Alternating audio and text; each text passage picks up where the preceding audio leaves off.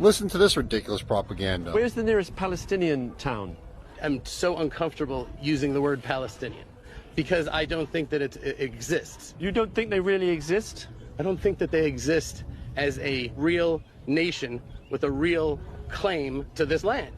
They don't exist with no claims to the land, huh? This is not even a fringe opinion. Daniela Weiss says it all the time, too. They're always throwing doubt and shade on other people's existence and claims to their land. But you know what? Let's look at their existence and their actual claims to the land. Let's expose some hypocrisy here. Let's start with the Star of David. And you can fact check this in all encyclopedias, too. The Star of David was actually first used by the Jews as a religious symbol only 400 years ago, starting in Prague, a city in the center of Europe. And only 200 years ago did Jews all around Europe start using it, and only after World War I did Jews around the world start using it as a commonly accepted symbol for their religion. The symbol itself is only 2 triangles. It's been around for a long time. Muslims have even used it in the past. But as a symbol that represents the whole entire religion, that's actually a relatively new symbol that started in Europe and was first accepted as a symbol for their flag at the first Zionist Congress in 1897. Now let's look at their language. Modern day Hebrew. And we got to go to Eliezer ben Yehuda for this one. He revived the language, but also is very incomplete.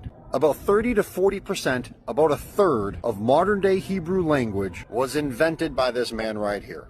And he died in the 1920s. The Hebrew language stopped existing for a long time, and its recreation with all its added words only came back late 1800s, early 1900s. Look them up.